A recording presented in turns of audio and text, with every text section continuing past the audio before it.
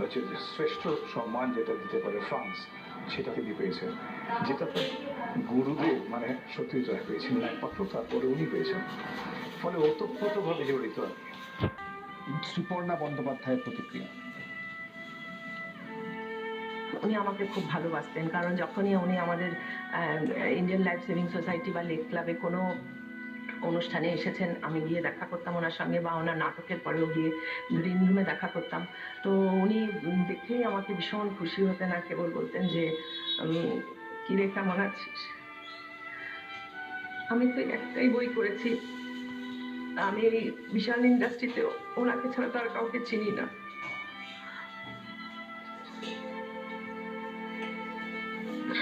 আমি ঈশ্বরের কাছে প্রার্থনা করি